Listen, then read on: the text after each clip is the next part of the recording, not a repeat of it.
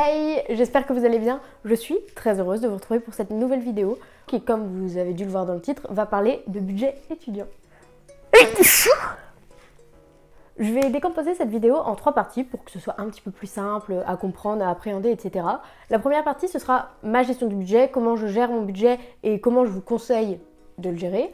La deuxième partie, ce sera des conseils pour économiser, etc. en tant qu'étudiant. Et enfin, pour terminer, je vous ferai une petite rétrospective sur mes dépenses du mois de janvier, parce que c'est un mois un peu comme les autres, en sachant que, évidemment, d'un mois à l'autre, j'ai pas exactement les mêmes dépenses. Mais il y en a qui sont fixes, et puis ça vous donnera une petite idée de ce que je dépense pendant un mois. Donc voilà, on va commencer sans plus tarder, j'espère que ça va vous aider. Je vous laisse avec la suite, c'est parti! Donc on commence tout de suite avec la partie gestion du budget. Pour commencer, je pense qu'une chose très importante quand on est étudiant et qu'on veut gérer un budget qui n'est pas infini en général, c'est d'être assez organisé. Je sais que ça peut être un petit peu chiant de gérer son budget, tout le monde n'a pas envie de le faire, mais ça prend pas tant que ça de temps et ça peut être franchement utile et ça peut changer la donne sur beaucoup de choses. En tout cas, moi je le fais depuis que je suis vraiment étudiante et plus ou moins indépendante dans le sens où j'ai vraiment un appartement et je rentre pas chez moi à part aux vacances et ça me permet d'éviter toute mauvaise surprise, disons.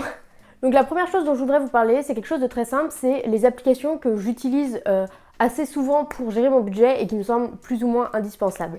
Bon, la première, c'est évidemment mon application bancaire.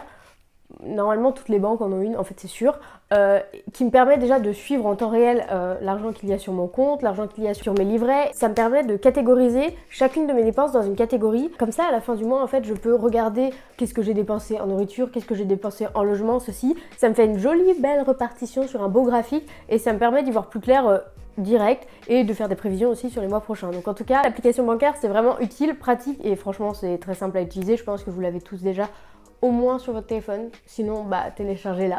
Ensuite, une deuxième application qui est franchement très utile si vous êtes étudiant et que vous avez moins de 25 ans, c'est l'application Lydia.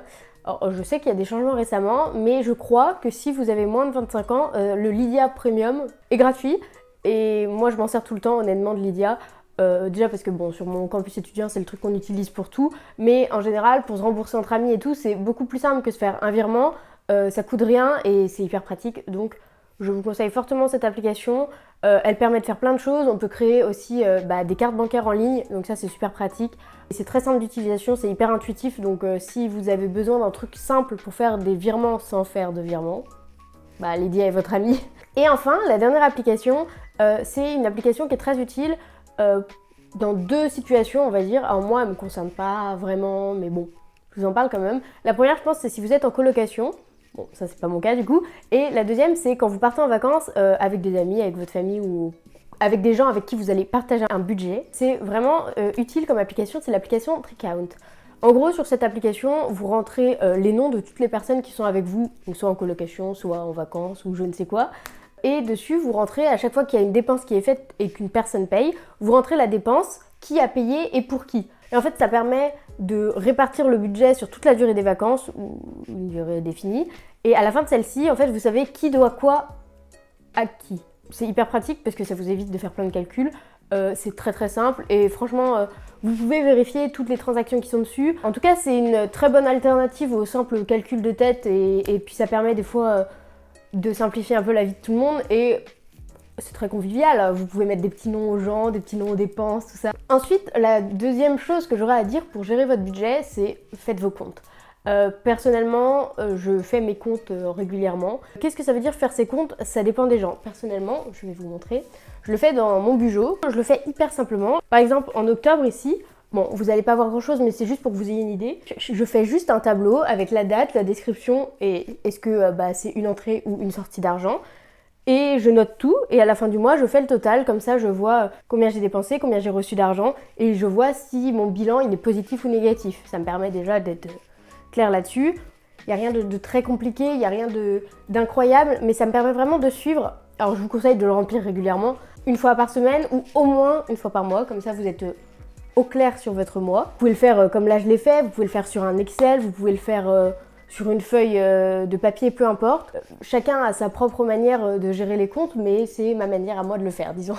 Et faire ses comptes, ça permet aussi autre chose, c'est en fait de prévoir les futurs mois. Parce que moi, à force de le faire, je sais à peu près combien je dépense et combien je gagne par mois, même si ça varie. Et du coup, je sais qu'il y a ça de dépenses fixes, faut que je fasse attention à ça, faut pas que j'oublie ceci, etc. Mais l'idée, c'est vraiment de gérer votre compte à votre manière, mais de les surveiller quand même pour éviter des petits problèmes. Et enfin, le troisième conseil que je pourrais vous donner concernant la gestion de budget, et ce qui va me mener à ma deuxième partie, c'est essayer de faire des économies. Alors personnellement, les économies pour moi, c'est quelque chose qui est quand même assez important, dans le sens où j'ai des projets d'avenir, je croise les doigts pour qu'ils se réalisent, qui vont me coûter un certain budget, et du coup j'économise au maximum tout ce que je peux. Ça veut pas dire que je me fais pas plaisir, ça ce serait mentir, mais ça veut juste dire que j'évite les dépenses inutiles. Et donc ça me mène à la deuxième partie. Donc la deuxième partie, ce sont mes conseils pour économiser de l'argent en tant qu'étudiant. Il y a plein de bons plans que je pense que vous pourrez trouver sur internet, etc. Là, ce sont vraiment mes conseils perso que j'applique plus ou moins, mais que j'essaye d'appliquer en tout cas pour économiser un maximum d'argent. Déjà, la première chose dont je voudrais vous parler, c'est la nourriture.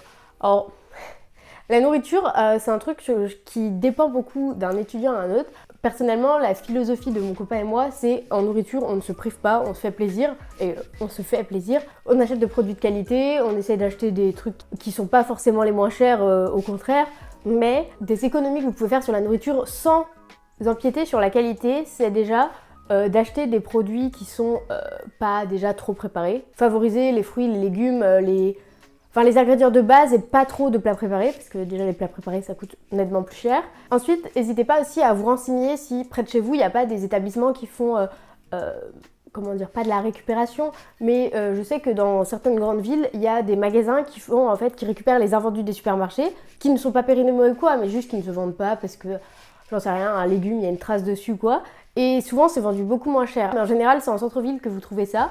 Et ça peut vraiment vous faire des affaires tout en ayant des super produits qui juste auront peut-être une petite trace, qui ne vont rien changer à votre vie. Et un autre conseil, qui est un truc qui est super cool, mais que je n'applique pas du tout, c'est le repas Crous, qui de base je crois était à 3€ et quelques, qui est passé à 1€ pour les boursiers et qui maintenant passe à 1€ pour tout le monde. Bon, personnellement, j'aime bien manger chez moi avec mon copain qui fasse à manger, tout ça, j'avoue. Mais si jamais, c'est une bonne alternative, ça fait moins de vaisselle, ce qui est quand même non négligeable. Ça vous fait gagner du temps si jamais c'est à côté de chez vous parce que ça vous évite de perdre du temps à cuisiner. Et en général, ce sont des bons repas qui sont quand même au Crous. Enfin, vous pouvez avoir des repas qui sont très équilibrés. Et à 1€, je pense que c'est imbattable. Donc vraiment, le Crous, ça peut être une super alternative et vous faire gagner beaucoup de temps et d'argent. Ensuite, la deuxième chose, après la nourriture sur laquelle vous pouvez économiser, ce sont les soirées et particulièrement les soirées alcoolisées. Bon, en vrai, je suis pas une grande consommatrice d'alcool, donc ça me concerne pas vraiment. Et en fait, ça concerne pas grand monde de toute façon en ce moment, parce que mon conseil, c'est plutôt pour les boîtes et les bars. Et en ce moment, dois-je vraiment en parler? Je ne pense pas. Mais un conseil, quand vous avez des soirées alcoolisées, où vous pouvez dépenser de l'argent pendant cette soirée, je vous conseille de vous fixer en amont un budget que vous voulez dépenser dans la soirée, et de l'amener en argent liquide, et de ne pas prendre votre carte bancaire. Comme ça, vous êtes sûr. Hop là, j'ai fixé 20€ d'argent liquide pour l'alcool, la bouffe, j'en sais rien, et vous ne dépasserez pas ce budget parce que sinon en fait vous n'avez plus d'argent. Et du coup, le fait d'avoir de l'argent liquide, ça va vous limiter dans vos dépenses, et puis le lendemain de la soirée, vous n'aurez pas de mauvaise surprise en vous disant « Ah, j'ai dépensé 50€ pendant la soirée, c'était pas prévu ». Petite astuce, mais qui est non négligeable. La la la la la. Ensuite, le troisième conseil que je pourrais vous donner pour économiser de l'argent, c'est de consommer mieux. Qu'est-ce que j'entends par consommer mieux? C'est faire attention à la manière dont on consomme. Personnellement, typiquement, ça fait un peu plus d'1 an que je ne consomme plus de fast fashion pour diverses raisons éthiques et écologiques principalement. Mais le fait de ne plus le faire, déjà ça me fait faire des économies. Ensuite, je suis plus consciente de mes achats. Mais consommer mieux, ça veut pas seulement dire consommer que des produits éthiques, ne plus consommer de fast fashion ou quoi. Ça veut dire réfléchir à chacun de ces... C'est réfléchir à ces... Ça veut dire réfléchir à... Non, vous m'en voulez pas, c'est bon, j'abandonne. Vous avez compris l'idée. Avant d'acheter quelque chose, se demander est-ce que ce sera vraiment utile? Est-ce que j'en ai besoin? Est-ce que j'en ai vraiment envie? Ça permet de lutter contre la surconsommation, mais ça permet aussi de vous faire économiser de l'argent. Et c'est non négligeable pour un budget étudiant, je pense. Et ça va un petit peu avec le conseil suivant que je voudrais vous donner, qui est de comparer avant d'acheter. Alors ça, c'est pour tout ce qui va être un peu achat de loisirs. Typiquement, moi, en ce moment, mon budget principal loisir, vu qu'on peut pas sortir énormément, ça concerne les livres. J'achète pas mal de livres. Et en général, quand c'est des livres qui sont parus depuis un petit moment que je veux acheter, plutôt que de simplement aller sur la Fnac ou sur Amazon, n'achetez pas vos livres sur Amazon, je vais checker sur Vinted ou sur des sites de vente en ligne de livres d'occasion s'il y a les livres en bonne qualité à un prix raisonnable, parce qu'en fait ça va pas changer grand chose que le livre soit neuf en magasin ou quasiment neuf en seconde main, mais le prix peut drastiquement baisser et faire économiser, même si c'est 5 € sur 20 €, bah c'est pas mal. Comparer avant d'acheter, c'est vraiment un bon conseil. Et d'ailleurs c'est pareil pour les fringues, si vous achetez vos fringues, surtout dans les grandes enseignes, des fois 2 semaines après leur sortie, ils sont déjà sur Vinted, puisque les gens ils achètent sans faire attention, ça leur plaît pas, ils revendent sur Vinted à moins cher, donc regardez, peut-être que vous trouverez votre bonheur ailleurs qu'en magasin. Et enfin, un dernier conseil pour économiser, alors c'est pas vraiment un conseil pour économiser, mais plutôt sur la manière d'économiser, c'est épargner. Alors, en tant qu'étudiant, en général, on n'a pas un budget infini, mais à force d'économiser, etc., on se rend compte qu'on peut épargner pas mal. Moi, je vous conseille tous les mois de mettre un petit peu d'argent de côté sur votre livret ou quoi. Déjà parce que si votre ordinateur, votre téléphone vous lâche, vous serez bien content d'avoir de l'argent de côté, mais pour tous les aléas de la vie autres évidemment. Et pour ça, je vous conseille pas de mettre 50 € tous les mois directement sur votre livret. Si vous le pouvez, faites-le, mais commencez par 10 €, puis augmentez au fur et à mesure si jamais vous avez des sources de revenus qui augmentent ou que vous arrivez à économiser de plus en plus. Mais essayez de vous fixer un budget minimal que vous mettez sur votre livret tous les mois, et à la fin de l'année, vous serez bien content de voir que même en mettant que 10 € par mois, vous avez quand même pas mal d'argent sur votre livret.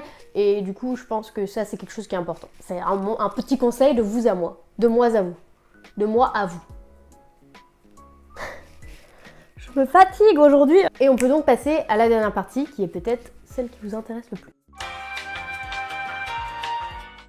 Bon, en vrai, je sais pas si c'est celle qui vous intéresse le plus, mais c'est mon budget étudiant à moi, qu'est-ce que je dépense pendant un mois, et pour ça, j'ai pris l'exemple du mois de janvier, qui honnêtement n'est pas le mois où je dépense le plus parce que les fêtes sont passées, c'est un peu le repos, puis là, avec le Covid, c'est pas comme si j'avais mis une manière de dépenser en allant me balader en ville, faire machin, faire ceci, faire cela.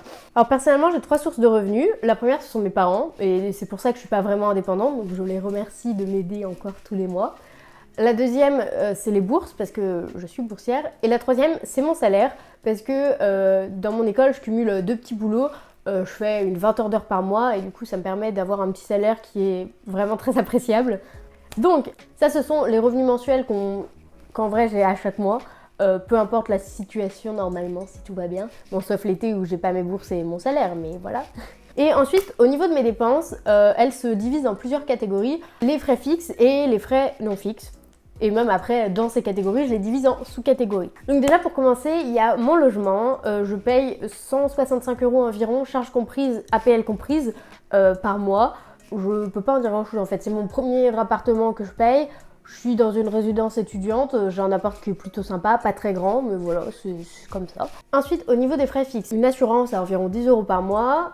Internet à environ 15 €. Je paye 2 € de Netflix par mois, parce que j'ai un compte avec des amis qu'on partage, etc. Depuis peu, j'ai aussi Disney+, donc 1 € par mois. Et enfin, bon là je me suis désabonnée, je sais pas trop pourquoi, faut que je regarde, mais normalement j'ai 10 heures où je paye 5 € par mois. Tous ces frais fixes cumulés, si je me trompe pas, ça fait environ 35 €. Ensuite, les frais, disons, pas fixes, qui peuvent varier, mais qui sont forcément là, ce sont les courses. Au niveau des courses, je vous avais fait un retour de courses dans mon dernier vlog, mais en général, je suis à environ 150-160 € de courses par mois. Sachant que je vous l'ai dit, nous on se fait plaisir en courses, on s'achète des choses pour nous faire plaisir. Donc ça peut paraître beaucoup, je trouve que ça va, ça fait 70-80 € par semaine. Sachant qu'on mange midi, soir, matin chez nous et qu'on cuisine, donc je trouve ça plutôt raisonnable honnêtement. Sachant qu'au niveau de la nourriture, on commande en moyenne une fois par semaine à manger à l'extérieur. Parce que on peut plus aller dans les restaurants, mais c'est pas une raison pour pas se faire plaisir comme au restaurant. Et du coup, en général, ça nous coûte entre 8 et 12 €, donc je dirais qu'on est à 45 € de frais de nourriture livrée par mois. Ensuite à ça, s'ajoutent des frais qui sont nécessaires et pas très intéressants, typiquement la lessive, les transports pour le métro dans Toulouse, etc. Bon, et parfois des transports si je rentre chez moi. Là, ce mois-ci, le mois de janvier, je rentre pas chez moi, j'ai pas eu de transport à payer. Si j'ai pas de transport, genre du train ou de l'avion ou je sais pas, je suis à environ 8-10 € par mois. Et du coup, après, tout ce qui me reste de mes revenus, c'est du reste à vivre.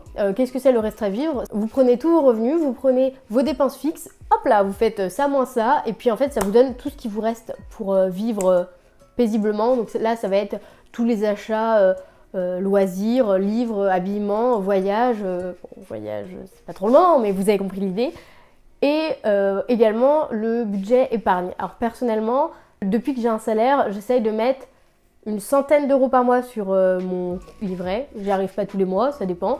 Et puis après, au niveau des loisirs, ça varie d'un mois à l'autre.